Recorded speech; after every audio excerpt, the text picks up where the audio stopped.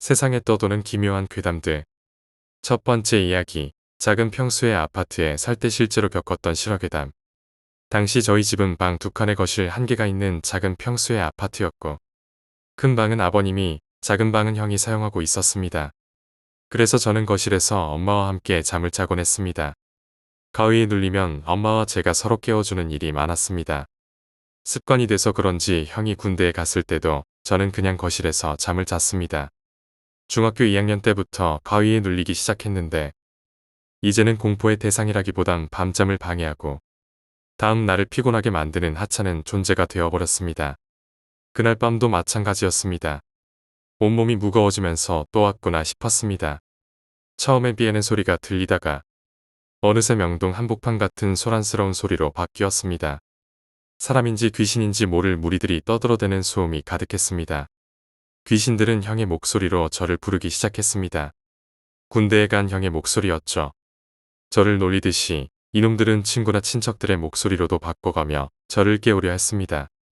귀찮아서 속으로 그만 좀 해라. 미친놈들아. 난 그냥 잘 거다라고 욕을 했습니다. 그렇게 귀신에게 욕하는 것도 이 꼴이 나 있었으니까요. 하지만 그날은 뭔가 달랐습니다. 제가 욕을 할수록 귀신들의 웃음소리는 점점 커졌습니다. 여자의 웃음소리가 점점 하이톤으로 올라가면서 제 발목을 덥석 잡았습니다. 차가운 손이 제 오른쪽 다리를 강하게 잡아당겼습니다. 미친 듯이 웃음에 당기는데 사타구니가 찢어질 듯한 고통이 느껴졌습니다. 저는 그제야 잘못했어. 제발 놔줘 하며 귀신에게 사과했습니다. 하지만 잠시 놔준 뒤 다시 욕을 하자 이번엔 귀신 둘이 제 양쪽 다리를 잡아당겼습니다. 발목보다도 사타구니가 찢어질 듯 아팠습니다. 저는 또 사과했고 귀신들은 다리를 놔줬습니다. 그러자 잽싸게 가위를 풀려고 몸을 움직이려 했지만 그날은 이상하게도 몸이 돌처럼 굳어 꿈쩍도 하지 않았습니다. 심할 땐 혓바닥부터 움직여 가위를 풀곤 했는데 그날은 아무리 애를 써도 몸이 움직이지 않았습니다. 그 순간 두 다리와 한쪽 팔을 한 번에 잡아당기는 힘이 느껴졌습니다. 찢어질 듯한 고통과 공포 속에서 저는 귀신이 하나가 아니라는 걸 깨달았습니다. 그들은 내 머리 위에서 나를 보고 있었습니다.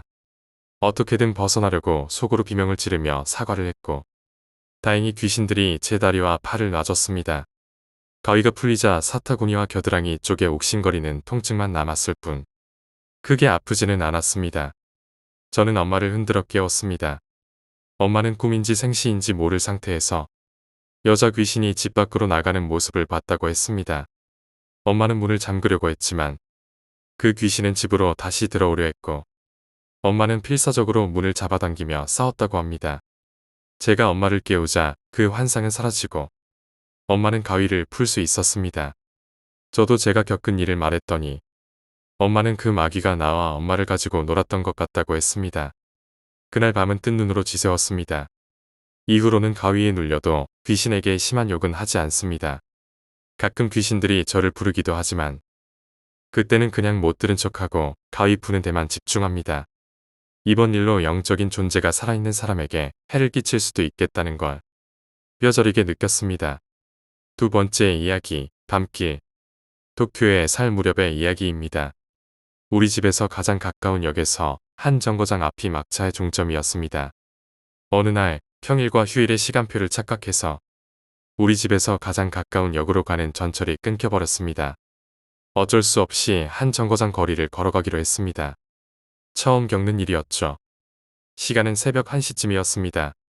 무섭다는 생각도 들었지만 저처럼 막차를 놓친 사람들이 몇 있었고 같은 방향으로 걸어가니 그나마 덜 무서웠습니다.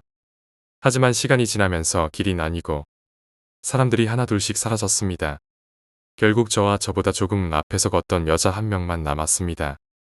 그 여자는 회사원처럼 보였습니다.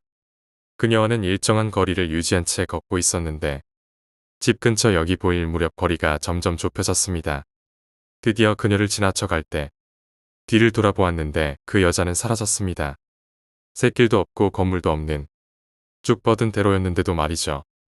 그 순간 유령이었구나 하고 멍하니 생각했지만 집에 도착할 때까지 1시간 동안 그녀가 앞에서 함께 걸어준 것이 감사하게 느껴졌습니다. 세 번째 이야기, 어린 애인. 전에 일하던 곳에서 친하게 지냈던 동료가 있었습니다. 그는 가끔 직장에 들러 저와 이야기를 나누곤 했죠. 우리는 서로 기혼자였지만 죽이 잘 맞아 자주 어울렸습니다. 어느 날 오랜만에 그와 만나 근처 카페에 갔습니다. 요즘 좀 어때? 나쁜 짓 하고 다니는 건 아니지? 제가 물었습니다. 그러자 그는 웃으며 1년 전쯤 10살 어린 애인이 생겼다고 말했습니다. 작년 크리스마스에 22일부터 25일까지 애인이 마련해준 맨션에서 함께 지냈다고 했습니다. 물론 집에서는 의심과 불평이 쏟아졌고 딸에게 미안한 마음에 크리스마스 저녁 7시쯤 집에 돌아가기로 했다고 합니다. 하지만 애인은 가지 말라며 울부짖었고 결국 크게 싸우고 나왔다는 겁니다. 맨션은 11층인데 엘리베이터를 타고 내려와서 맨션 입구로 나왔더니 애인이 나보다 먼저 내려와 있더라고. 그는 이 말을 하고 너털웃음을 지었습니다. 그 이후로 그와는 연락이 끊겼습니다. 네 번째 이야기, 너는 우리가 보이니? 군대에서 휴가를 나왔을 때의 일입니다. 친구들과 술을 한잔하고 남자친구와는 먼저 헤어졌습니다. 여자친구를 집에 바래다 주던 길이었는데 그 동네는 빈곤과 범죄가 많기로 악명 높은 곳이었습니다. 그래서 저는 무서운 이야기를 싫어하는 여자친구에게 귀신 이야기를 하며 깔깔거리며 놀렸습니다. 집에 도착해서 여자친구가 너 이제 가는 길에 귀신 만날 거야 라며 장난을 치고 집으로 들어갔습니다. 저는 집으로 가는 언덕길을 걸으며 휴대폰을 보며 문자를 쓰고 있었습니다. 그때 평상에 앉아있는 소녀들의 다리가 시야에 들어왔습니다. 중학생 정도겠지라고 생각했습니다. 소녀들은 흰 양말에 삼선 슬리퍼를 신고 있었으니까요. 저는 그 소녀들과 눈을 마주치지 않으려고 조용히 지나갔습니다. 그런데 지나가자마자 저 사람들이 나를 보고 있나? 라는 생각이 들었고 등 뒤에서 시선이 느껴졌습니다. 갑자기 한기가 느껴졌고 저는 미친 듯이 언덕을 뛰어내려갔습니다. 길은 어둡고 스산한 바람이 불어 한여름 밤과 어울리지 않는 분위기였습니다. 미친 듯이 달리다가 골목에 들어서자 뒤따라오는 느낌이 사라졌습니다. 친구에게 문자를 보내 소녀 둘이 나를 쫓아오는 것 같았다고 말했더니 친구는 웃으며 내 얼굴 보고 따라온 게 아니라면 귀신 만나라고 했습니다. 저도 그냥 장난인가 생각하고 집에 들어갔죠. 다음 날 친구와 PC방에 가려고 언덕을 지나가는데 그곳에 노란색 폴리스 라인이 쳐져 있었습니다. 알고 보니 그날 밤 여중생 2명이 그 언덕에서 살해당했다고 했습니다. 제가 본 소녀들은 그 영혼이었을까요? 다섯 번째 이야기, 후회할 선택. 요즘 똑같은 꿈을 꿔. 발목을 조여오는 압박감과 쇠사슬 소리로 시작돼. 그는 말을 이어갔다. 간호사와 의사 복장의 남자와 여자가 약을 들고 와서 약 먹을 시간이야라고 말해. 그 약을 먹으면 정신이 흐려지고 그들이 나를 고문해. 그는 고문을 묘사하며 손톱에 못을 박는 소리를 떠올렸다. 그들이 웃으며 스마일이라고 말할 때마다 공포감이 더 커졌어. 꿈에서 깨어나도 계속 같은 꿈을 꾼다는 그는 꿈을 꾸지 않게 해줄 방법을 찾아달라고 부탁했습니다. 나는 그에게 도서관에 가보라고 했습니다. 도서관? 왜? 한 번도 가본 적이 없잖아. 그는 도서관 문을 열었고 순간 모든 것이 뒤바뀌었습니다. 깜빡깜빡 눈을 감았다 뜨니 그는 침대에 묶여 있었고 손가락은 이미 부서져 있었습니다. 그는 후회하며 눈을 감았습니다. 여섯 번째 이야기, 각인. 병태는 방에서 술을 마시며 자신을 달래고 있었습니다. 무엇 하나 되는 게 없는 인생에 절망한 그는 결국 밧줄을 목에 걸고 삶을 포기하려 했습니다. 하지만 마음속에서 떠오르는 건 사랑했던 민서의 얼굴이었습니다. 그러나 그가 발견한 것은 민서가 다른 남자와 다정하게 걷는 모습이었죠. 그는 절망감에 의자를 차버렸습니다. 죽어가던 순간 눈앞에는 묶인 채 눈물을 흘리는 민서가 있었습니다. 일곱 번째 이야기, 전화박스 괴담. 달동네에 살던 시절 동네를 지나가는 길 중간에는 공중전화 박스가 하나 있었습니다. 항상 그 앞을 지날 때마다 으스스한 느낌이 들었죠. 어느 날 친구가 술에 취해 하루 묵게 해달라며 저를 찾아왔습니다. 친구는 다급하게 문을 잠그고 아무도 열어주지 말라고 했습니다. 그는 길을 올라오다 전화박스 안에서 머리를 숙이고 있던 여자아이를 봤다고 했습니다. 대답이 없어서 그냥 지나쳤지만 뒤에서 통통거리는 소리가 들리더니 여자아이가 따라오고 있었다고 했습니다. 그는 죽기 살기로 뛰어와서야 살 수 있었다고 말했습니다. 그 이후로 우리는 그 공중전화 박스 앞을 지날 때마다 몸서리를 쳤습니다. 8번째 이야기, 의문의 복도. 그날은 평소와 다름없는 일요일 저녁이었다. 나는 집에서 저녁을 먹고 TV를 보다가 갑작스럽게 친구가 연락을 해왔다. 오늘 밤에 기묘한 곳을 발견했어. 너도 같이 가볼래? 평소에도 이런 모험을 좋아하던 친구였기에 나는 별다른 생각 없이 승낙했다. 우리는 자정이 조금 지나 만났다. 친구는 차를 몰고 나를 데리러 왔다. 차 안에서 그는 들뜬 목소리로 말했다. 진짜 이상한 곳이야. 도시에 이런 데가 있을 줄 몰랐다고. 거기 가면 뭔가 섬뜩한 기분이 드는데 너도 한번 겪어봐야 해. 나는 반신반의하면서도 무언가 특이한 경험을 하게 될 것 같아 기대감이 들기 시작했다. 도착한 곳은 도시 외곽의 오래된 건물이었다. 낡은 상가 건물처럼 보였고 주변은 이미 조용한 밤 풍경으로 변해 있었다. 문 앞에 서서 나는 친구에게 물었다. 여기가 그 장소야? 그냥 오래된 건물 같은데. 친구는 말없이 문을 열고 나를 안으로 이끌었다. 안으로 들어서자 건물 내부는 더욱 어두웠다. 전기도 들어오지 않는 듯했고 우리는 휴대폰 불빛을 켜서 길을 찾아가야 했다. 이 안에 진짜로 이상한 게 있어? 나는 의심스러워 물었지만 친구는 그저 미소만 지으며 걸음을 재촉했다. 우리가 도착한 곳은 건물의 지하였다. 지하로 내려가는 계단은 끝없이 이어지는 듯했고 발걸음을 옮길 때마다 계단에서 삐걱거리는 소리가 울렸다. 계단 끝에 도착하자마자 우리는 긴 복도와 마주했다. 복도는 한쪽 끝이 보이지 않을 만큼 길었고 곳곳에 금이 간 벽은 세월의 흔적을 고스란히 드러냈다. 특이하게도 복도 양옆에는 문이 하나도 없었다. 단지 끝없는 벽과 길이 이어질 뿐이었다. 이 복도야. 친구는 나에게 말했다. 여길 계속 걸으면 뭔가 기묘한 일이 생겨. 나는 의아해하면서도 호기심에 이끌렸다. 우리는 복도를 따라 걷기 시작했다. 몇 걸음 걸었을 때부터 기묘한 느낌이 들기 시작했다. 조용한 가운데 발소리만이 울려 퍼졌고 복도 끝은 보이지 않았다. 계속 걸었지만 복도의 모습은 변하지 않고 똑같은 풍경이 이어졌다. 뭔가 이상하지 않아? 친구가 물었다. 나는 고개를 끄덕였다. 그래, 이 복도는 너무 똑같아. 아무리 걸어도 변하지 않는 것 같아. 그렇게 시간이 얼마나 지났는지 모르게 걷던 중 갑자기 뒤에서 소리가 들렸다. 처음엔 우리가 낸 발소리인 줄 알았지만 그 소리는 우리의 발걸음과는 다른 리듬으로 들려왔다. 나는 멈춰섰다. 친구도 나와 같이 멈추더니 뒤를 돌아보았다. 뭐야? 뒤에 뭐 있는 거야? 나는 작은 소리로 물었다. 친구는 아무 말 없이 뒤쪽을 응시했다. 어두운 복도 속에서 불빛이 닿는 범위 너머로 뭔가 그림자 같은 것이 움직이는 것 같았다. 계속하자. 친구는 다급하게 말했다. 우리는 다시 걷기 시작했지만 그 발소리는 점점 가까워지는 듯했다. 나는 불안해지기 시작했다. 뒤를 돌아볼 용기도 나지 않았다. 오직 앞으로만 나아가야 한다는 생각이 머릿속을 가득 채웠다. 더 빨리 걷자. 친구가 말했다. 우리는 점점 속도를 높였고 나중엔 거의 달리기 시작했다. 하지만 복도의 끝은 여전히 보이지 않았다.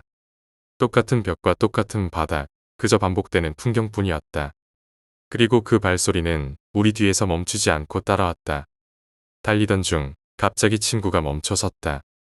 왜? 무슨 일이야? 나는 놀라서 물었다. 친구는 한참 동안 복도의 바닥을 응시하더니 이건 이상해. 분명히 우리가 시작한 곳으로 돌아가야 했을 텐데 이 복도는 끝이 없어 라고 중얼거렸다. 나는 무언가 잘못됐다는 것을 직감했다. 이건 장난이 아니야. 우리 빨리 나가야 해. 하지만 나가는 길은 도저히 보이지 않았다. 우리는 처음 출발했던 곳으로 돌아가려고 했지만 어쩐 일인지 복도는 계속해서 똑같은 풍경을 반복했다. 점점 더 빠르게 달려도 복도는 끝나지 않았다. 어두운 벽에 갇힌 듯한 느낌이 들었다. 그리고 그 순간 뒤에서 들리던 발소리가 더 이상 들리지 않게 되었다. 우리는 멈춰섰다. 왜 멈춘 거지? 친구가 숨을 고르며 말했다. 나는 말없이 주변을 둘러보았다. 복도는 여전히 변함없었지만 어딘가 달라진 느낌이 들었다. 여기서 나가야 해. 나는 친구에게 다급하게 말했다. 하지만 친구는 갑자기 차분해지며 아니, 뭔가 놓친 것 같아. 이 복도에는 비밀이 있어. 우리가 그걸 찾으면 될 거야. 라고 말하며 다시 걸음을 옮겼다. 나는 그의 뒤를 따르며 이상하게 느껴지는 기운을 떨쳐내려고 애썼다. 우리는 다시 복도를 걷기 시작했고 이번에는 더 조용했다. 발소리조차도 더 이상 울리지 않았다. 마치 우리가 걷고 있는 이 공간이 시간이 멈춘 것처럼 느껴졌다. 얼마 지나지 않아 친구가 갑자기 멈췄다. 여기 봐. 그는 벽을 가리켰다. 처음엔 아무것도 보이지 않았지만 자세히 보니 벽에 희미한 흔적이 있었다. 손으로 벽을 더듬어 보니 그곳에는 문이 숨겨져 있었다. 복도에서는 보이지 않던 문이었다. 이건 뭐지? 나는 물었다. 친구는 아무 말 없이 그 문을 열었다. 삐걱거리는 소리와 함께 문이 열리자 그 너머에는 또 다른 복도가 있었다. 그러나 이 복도는 우리가 지나온 복도와는 달랐다. 벽에는 오래된 그림들이 걸려 있었고 바닥에는 낡은 카펫이 깔려 있었다. 마치 오랜 세월 동안 아무도 발을 들이지 않은 공간처럼 보였다. 우리는 조심스럽게 그 복도로 들어섰다. 한 걸음 한 걸음 내디딜 때마다 공기가 점점 더 무거워지는 것 같았다. 그리고 그때 저 멀리에서 희미한 불빛이 보였다. 저기 뭔가 있어. 친구가 말했다. 우리는 불빛을 향해 다가갔다. 가까이 다가갈수록 그 불빛은 커졌고 마침내 우리는 큰 방에 도착했다. 방 안에는 한 사람이 서 있었다. 검은 코트를 입은 그 사람은 우리를 등지고 있었다. 그의 모습은 어딘가 이상하게 느껴졌다. 너무 고요했다. 친구가 그 사람에게 다가가려 했지만 나는 왠지 모를 두려움에 그를 막았다. 잠깐만, 가까이 가지 마. 그러자 그 사람이 천천히 돌아섰다. 얼굴은 어두워서 보이지 않았지만 차가운 공기가 방을 감싸기 시작했다. 나는 본능적으로 한 발짝 물러섰다. 우린 여기서 나가야 해. 나는 친구에게 속삭였다. 그러나 친구는 마치 그 자리에 고정된 듯 움직이지 않았다. 그 순간 그 사람이 입을 열었다. 너희는 여기 있어야 해. 그 목소리는 차갑고 메마른 느낌이 들었다. 마치 오래전부터 존재하지 않았던 목소리 같았다. 나는 숨이 막히는 기분에 휩싸였고 본능적으로 문을 향해 달렸다. 친구를 붙잡고 나가려 했지만 그는 꼼짝도 하지 않았다. 나는 어쩔 수 없이 혼자서 방을 나와 복도를 따라 달렸다. 달리고 또 달렸지만 복도는 끝없이 이어졌다. 그때 뒤에서 들리는 그 발소리 다시 들려오기 시작했다. 나는 두려움에 사로잡혀 더욱 빠르게 달렸다. 마치 복도 전체가 나를 삼켜버리려는 것 같았다. 한참을 달리던 끝에 나는 마침내 문을 발견했다. 그것은 우리가 처음 들어왔던 지하로 내려오는 문이었다. 나는 온 힘을 다해 그 문을 열고 지상으로 올라왔다. 밖은 이미 새벽이었고 나는 차가운 밤 공기를 마시며 숨을 골랐다. 하지만 친구는 끝내 나오지 않았다. 9번째 이야기, 끝없는 미로. 그날은 평소와 다름없는 평일 저녁이었다. 직장에서 퇴근하고 집에 돌아왔을 때 나는 온몸이 지쳐 있었다. 일과 스트레스로 가득한 하루를 보낸 후 집에서 좀 쉬고 싶었지만 마음 한편에서는 이상하게도 불안한 느낌이 계속 들었다.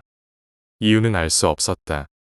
마치 내가 지금 해야 할 무언가를 잊고 있는 것처럼, 혹은 무언가 중요한 일이 나를 기다리고 있는 것 같은 기분이었다. 그날 밤 나는 잠들기 전에 간단한 산책을 하기로 했다. 머리를 식히고 나면 이 기분도 나아지겠지 싶어서 동네를 한 바퀴 돌기로 결심했다. 나의 집은 꽤나 조용한 동네에 위치해 있었고 밤에는 거의 사람이 다니지 않는 평범한 주택가였다. 나는 편한 신발을 신고 집을 나섰다. 찬바람이 불어오는 거리를 걸으며 머릿속에 복잡한 생각을 정리하려고 노력했다. 길을 걷다 보니 어느새 내가 평소에는 잘 가지 않는 골목길로 들어서 있었다. 이 골목은 늘 어두워서 기분이 좋지 않았지만 오늘따라 이상하게 이곳에 이끌리는 듯한 기분이 들었다. 골목은 길고 좁았으며 양쪽으로는 오래된 벽돌 건물들이 빽빽하게 늘어서 있었다. 벽은 낡고 갈라져 있었으며 간혹 벽에서 페인트 조각이 떨어져 나가기도 했다. 가로등도 흐릿하게 빛나고 있어 어두운 밤하늘 아래에서 더욱 음침한 분위기를 자아냈다. 나는 그 골목을 따라 걷기 시작했다.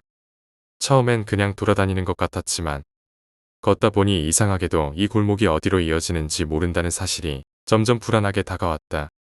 익숙한 곳이라고 생각했던 이 골목이 갑자기 전혀 낯선 공간처럼 느껴지기 시작했다. 그때 나는 멈춰섰다. 왔던 길을 돌아가려고 했지만 무언가 이상했다. 분명히 직선으로만 걸었는데 내가 걸어온 길이 사라진 듯 보였다. 놀라운 감정이 밀려왔다. 나는 어리둥절한 채 주위를 둘러봤지만 어디로 가야 할지 도무지 감이 잡히지 않았다. 그 골목은 끝이 없었다. 평소에 다니던 길이었지만 오늘은 무언가 다르다고 느껴졌다. 마치 길 자체가 움직이기라도 하는 것처럼 내가 걸을 때마다 점점 더 멀어지는 느낌이었다. 어디로 가야 할지 알 수 없었고 시간이 흐를수록 불안은 점점 커져만 갔다. 다급하게 주머니에서 휴대폰을 꺼내 시간을 확인해 보니 예상과는 달리 몇 분밖에 지나지 않은 상태였다. 하지만 내 마음속 시간은 훨씬 빠르게 흐르고 있었다. 나는 다시 발걸음을 옮겨 골목을 따라갔다. 어딘가 나갈 수 있는 출구를 찾기 위해 필사적으로 걷기 시작했지만 골목은 끝날 기미가 없었다. 마치 미로에 갇힌 것처럼 나는 점점 더 깊이 빠져들고 있었다. 얼마나 더 걸었을까? 갑자기 앞에 커다란 문이 나타났다. 문은 낡고 무겁게 생겼으며 문 위쪽에는 오래된 철제 번호판이 달려 있었다. 그 번호판에는 999라는 숫자가 희미하게 새겨져 있었다. 나는 손을 뻗어 그 문을 열었다. 문이 삐걱거리는 소리를 내며 열리자 그 너머에는 또 다른 복도가 펼쳐져 있었다. 나는 깊은 한숨을 내쉬고 다시 걸음을 옮겼다. 이 복도는 골목과는 또 다른 분위기를 자아냈다. 벽은 고풍스러운 무늬로 장식되어 있었고 바닥에는 낡은 카펫이 깔려 있었다. 복도에는 아무 소리도 나지 않았고 마치 시간이 멈춘 것처럼 고요했다. 나는 한 걸음 한 걸음 복도를 걸으며 주변을 둘러봤지만 이 복도는 마치 무한히 이어지는 듯했다. 어디선가 낯선 공기가 느껴졌고 나는 그곳에서 결코 혼자가 아니라는 기분이 들었다. 복도를 따라 걷던 중 벽에 걸린 거울이 눈에 들어왔다. 거울은 아주 커다랗고 오래된 것이었으며 그 표면은 마치 오랜 세월 동안 아무도 닦지 않은 것처럼 흐릿했다. 나는 거울 앞에서 잠시 멈춰 섰다. 그런데 이상하게도 거울 속 내 모습이 제대로 비치지 않았다. 흐릿한 형체만 보일 뿐 내 얼굴이나 몸은 제대로 보이지 않았다. 순간적으로 등골이 서늘해지는 기분이 들었다. 갑자기 뒤에서 무언가 소리가 들려왔다. 나는 놀라서 뒤를 돌아봤지만 아무것도 없었다. 복도는 여전히 고요했고 오직 나만이 그곳에 서 있었다. 그러나 그 소리는 분명 내 귀에 들렸었다. 나는 긴장한 채로 다시 걸음을 옮겼다. 발걸음 소리가 복도에 울려 퍼졌고 그 소리마저도 어딘가 낯설고 기묘하게 느껴졌다. 복도를 걷는 동안 점점 더 이상한 일이 벌어졌다. 벽에 걸려있는 그림들이 서서히 형태를 바꾸기 시작했다. 처음엔 단순한 풍경화 같았던 그림들이 시간이 지나면서 점점 더 왜곡된 형태로 변해갔다. 나무와 산이 있던 자리에 정체를 알 수 없는 형체들이 등장했고 그림 속의 인물들은 서서히 나를 쳐다보는 것처럼 보였다. 나는 고개를 돌려 그 그림들을 더 이상 보지 않으려 했지만 그것들은 내 시선을 강하게 잡아당기고 있었다. 그리고 어느 순간 복도 끝에서 무언가 움직이는 것이 보였다. 그곳에는 희미한 그림자가 서성거리고 있었다. 나는 걸음을 멈추고 숨을 죽였다. 그 그림자는 점점 나에게 가까워지고 있었고 그 형체는 확실히 사람의 것이 아니었다. 나는 공포에 질려 뒤로 물러섰지만 그때 그림자가 멈췄다. 그리고 나를 응시하는 듯했다. 나는 한 걸음 더 물러섰지만 그림자는 여전히 그 자리에 있었다. 나는 더 이상 그곳에 있을 수 없다는 걸 깨달았다. 더 이상 지체하면 무언가 끔찍한 일이 벌어질 것 같았다. 나는 정신없이 복도를 따라 달리기 시작했다. 그러나 이상하게도 아무리 달려도 복도는 끝이 나지 않았다. 그리고 그림자는 계속해서 나를 따라오고 있었다. 나는 필사적으로 달렸지만 발걸음은 점점 느려졌고 마치 내가 한 발자국 나아갈 때마다 두 발자국 뒤로 밀려나는 것 같은 느낌이 들었다. 그렇게 시간이 흐를수록 나는 지쳐갔다. 숨이 턱까지 차오르고 다리가 무거워졌다. 더 이상 버틸 수 없을 것 같았다. 그때 눈앞에 문이 하나 보였다. 나는 그 문을 향해 필사적으로 달려갔다.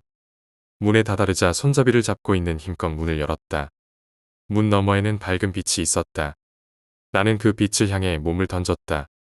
눈부신 빛이 나를 감싸 안았고 나는 어둠에서 벗어났다는 안도감에 휩싸였다. 그러나 곧 그 안도감은 공포로 바뀌었다. 문 너머에는 내가 떠나왔던 그 골목이 있었다. 나는 다시 처음 그 골목에 서 있었다. 모든 것이 원점으로 돌아온 듯했다. 내가 겪은 그 모든 일이 꿈처럼 느껴졌다. 하지만 그 골목은 분명 현실이었다. 나는 그대로 얼어붙어 서 있었다. 어디로 가야 할지 알 수 없었다. 그때 뒤에서 누군가의 발소리가 들렸다. 분명히 누군가가 나를 따라오고 있었다. 나는 고개를 돌렸고 그 순간 내 눈앞에는 검은 그림자가 서 있었다. 그것은 나를 향해 다가오고 있었다. 나는 더 이상 도망칠 수 없다는 것을 깨달았다. 그 그림자는 나를 삼킬 듯한 기세로 다가왔고 나는 그 자리에서 움직일 수 없었다. 그림자는 내 앞에 서서 천천히 손을 뻗었다. 그 순간 모든 것이 어두워졌다. 그리고 나는 다시 깨어났다. 눈을 떠보니 나는 집 안 침대 위에 누워 있었다. 방은 어둡고 밖에서 바람 소리가 들려왔다. 모든 것이 꿈이었나? 나는 고개를 저으며 다시 현실로 돌아오려고 했지만 이상하게도 방 안에 공기가 묘하게 차가웠다. 그리고 침대 옆에 놓여있던 거울 속에서 나를 응시하는 낯선 그림자가 보였다. 10번째 이야기, 그림자의 미소. 그날은 평소와 다름없이 지루한 하루였다. 나는 회사에서 퇴근한 후 집으로 돌아와 소파에 몸을 던졌다. 반복되는 일상에 점점 지쳐가고 있었고 가끔은 내가 뭘 하고 있는지조차 모르겠다는 생각이 들 때가 있었다. 그런 생각에 빠질 때마다 나는 혼자서 산책을 나가곤 했다. 그날도 마찬가지였다. 나는 갑작스러운 충동에 이끌려 집을 나섰다. 머리를 식히고 싶다는 생각뿐이었다. 집 근처에 있는 공원은 내가 자주 찾는 산책 코스였다. 공원에는 작은 호수와 산책로가 있어 마음을 진정시키기에 적당했다. 어두운 밤이었지만 공원은 여전히 조용하고 평화로워 보였다. 나는 혼자 산책로를 따라 천천히 걸으며 복잡한 생각들을 정리하고 있었다. 그런데 그날은 어딘가 이상한 느낌이 들었다. 공원의 공기가 평소보다 더 차갑고 무언가 불길한 기운이 감도는 듯했다. 나는 주변을 둘러보았지만 특별히 이상한 것은 보이지 않았다. 그저 어두운 밤과 가로등 밑으로 길게 늘어진 나무들의 그림자뿐이었다. 그러나 그 불안한 느낌은 점점 강해졌다. 마치 누군가 나를 지켜보고 있는 것 같았다. 나는 걸음을 멈추고 뒤를 돌아보았다. 아무도 없었다. 가로등 아래로 비치는 것은 나의 그림자뿐이었다. 나는 마음을 진정시키려 노력하며 다시 걸음을 옮겼다. 하지만 그 기분은 쉽게 사라지지 않았다. 걸음을 옮길 때마다 내 뒤에서 무언가 나를 따라오고 있다는 기분이 들었다. 나는 다시 한번 뒤를 돌아보았다. 그리고 그 순간 내 그림자가 이상하다는 것을 깨달았다. 가로등 불빛에 비친 나의 그림자는 분명 내 모습이었지만 어딘가 이상하게 느껴졌다. 그림자는 마치 나보다 조금 더 커 보였고 그 형체는 흔들리는 듯했다. 나는 순간적으로 두려움에 휩싸였다. 이게 뭐지? 라고 혼잣말을 내뱉으며 그림자를 유심히 쳐다보았다. 그러나 아무리 봐도 내 그림자였다. 어쩌면 내가 너무 피곤해서 헛것을 보고 있는 것일지도 모른다는 생각이 들었다. 나는 고개를 저으며 다시 걸음을 옮겼다. 하지만 걸음을 옮길 때마다 그 그림자는 마치 살아있는 듯 따라왔다. 그리고 점점 더 이상해지기 시작했다. 처음에는 그저 크기가 조금 달랐을 뿐이었는데 시간이 지날수록 그 형체가 점점 기괴하게 변했다. 나의 그림자는 마치 사람의 것이 아닌 것처럼 팔과 다리가 길어지고 몸의 모양이 뒤틀리기 시작했다. 나는 걸음을 멈추고 그 자리에 굳어버렸다. 눈을 비비며 다시 그림자를 보았지만 그것은 여전히 이상하게 왜곡된 모습으로 나를 따라오고 있었다. 나는 가슴이 뛰기 시작했다. 심장이 터질 듯이 쿵쾅거렸고 온몸에 소름이 돋았다. 더 이상 이 공원에 있을 수 없다는 생각이 들었다. 나는 급하게 공원을 빠져나가려고 뛰기 시작했다. 하지만 그림자는 마치 나를 따라잡으려는 듯 나와 같은 속도로 움직였다. 내가 달리면 그림자도 달리고 내가 멈추면 그림자도 멈췄다. 그림자는 마치 내 행동을 복사한 것처럼 움직였지만 그 모습은 점점 더 괴기스러워져 갔다. 그림자의 손가락은 길게 늘어나 있었고 발도 사람의 발이라기보다는 날카로운 발톱처럼 보였다. 그림자는 나의 행동을 흉내내고 있었지만 그 기괴한 형태는 내가 결코 따라갈 수 없는 것이었다. 나는 도망치기 위해 더 빠르게 달렸지만 그림자는 여전히 나를 따라오고 있었다. 공원을 빠져나와 집으로 향하는 길로 달리면서도 나는 계속해서 그림자를 신경 썼다. 하지만 그 순간 내 마음속에 한 가지 의문이 들었다. 그림자가 어디까지나 나를 따라오는 것이라면 내가 이걸 멈추게 할 수 있지 않을까? 나는 문득 멈춰서서 그림자를 바라보았다. 그러나 그 순간 그림자는 내가 멈추자마자 곧바로 나와 같은 속도로 멈추지 않았다. 오히려 그림자는 내가 멈춘 뒤에도 몇 초간 더 움직였고 그제서야 나와 동일한 자세로 멈춰 섰다. 나는 그 순간 온몸에 소름이 돋았다. 그림자가 내 행동을 단순히 따라하는 것이 아니라 스스로 의식을 가지고 있다는 사실을 깨달았다. 그림자는 더 이상 내 뒤에 머무르지 않았다. 서서히 나를 향해 다가오기 시작했다. 그리고 그 순간 그림자의 얼굴에 미소가 떠올랐다. 그것은 분명히 내 그림자였지만 그 얼굴에는 미묘한 웃음이 번지고 있었다. 나는 경악하며 뒷걸음질 쳤다. 그림자가 웃고 있다는 사실에 온몸이 얼어붙었다. 나는 더 이상 망설일 수 없었다. 그림자가 점점 가까워질수록 나는 두려움에 휩싸여 정신없이 달리기 시작했다. 그러나 그림자는 나와의 거리를 좁히며 따라왔다. 그림자의 미소는 점점 더 커졌고 그 얼굴은 비정상적으로 길어지기 시작했다. 나는 그 모습에서 눈을 떼지 못한 채 달렸지만 그림자는 마치 나를 사냥하려는 짐승처럼 뒤를 쫓아오고 있었다. 한참을 달려 집 근처에 도착했을 때 나는 헐떡이며 집 앞에 도착했다. 하지만 집으로 들어가려고 할 때 나는 발걸음을 멈췄다. 집 안에도 나의 그림자가 함께 들어간다면 나는 결코 안전하지 않을 것 같았다. 그림자는 내 발밑에서 여전히 나를 따라오고 있었고 나는 결코 이 그림자로부터 벗어날 수 없다는 생각에 사로잡혔다. 그때 나는 문득 무언가 떠올렸다. 그림자는 빛이 있을 때만 존재한다는 것. 그렇다면 어두운 곳에서는 그림자가 나타나지 않을 것이라는 생각이 들었다. 나는 곧바로 주변을 둘러봤다. 다행히 집 근처에는 어두운 골목이 하나 있었다. 나는 그 골목으로 향해 달렸다. 가로등이 없는 그곳은 어둠으로 가득 차 있었다. 나는 어두운 골목으로 들어섰다. 그리고 그림자가 보이지 않게 되었다. 나의 그림자는 사라졌고 나는 잠시 안도했다. 하지만 여전히 그 불안한 기운은 사라지지 않았다. 나는 어둠 속에서 숨을 고르며 주변을 살폈다. 모든 것이 조용하고 고요했다. 그러나 그때 나는 갑작스럽게 내 앞에 무언가 서 있다는 것을 느꼈다. 어둠 속에서 서서히 모습을 드러낸 것은 바로 나의 그림자였다. 그것은 빛이 없는 곳에서도 여전히 존재하고 있었다. 나는 그 사실에 경악했고 몸이 얼어붙은 채 그림자를 바라보았다. 그림자는 나를 향해 천천히 다가오기 시작했다. 그리고 이번에는 확실하게 미소를 지으며 나를 바라보고 있었다. 그것은 마치 나를 비웃는 것처럼 보였다. 나는 도망치려고 했지만 다리는 움직이지 않았다. 그림자는 나를 사로잡은 듯 내 앞에서 그 자리에 멈춰섰다. 그리고 그 순간 그림자가 천천히 손을 뻗었다. 나는 숨을 멈추고 그 모습을 바라볼 수밖에 없었다. 그림자는 마치 나를 집어삼키려는 듯 나를 향해 다가왔다. 나는 더 이상 도망칠 수 없었다. 그때 모든 것이 어두워지며 나는 의식을 잃었다. 다시 눈을 떴을 때 나는 내 방 침대 위에 누워 있었다. 모든 것이 꿈처럼 느껴졌다. 하지만 그날의 일들은 너무나도 생생하게 기억에 남아 있었다. 나는 두려움에 떨며 방 안을 둘러보았지만 아무런 이상도 없었다. 그저 평소와 같은 내 방이었다. 그러나 문득 방 한 구석에 놓여있는 큰 거울을 바라보게 되었다. 그리고 그 거울 속에서 나를 응시하는 그림자가 미소를 짓고 있다는 것을 깨달았다.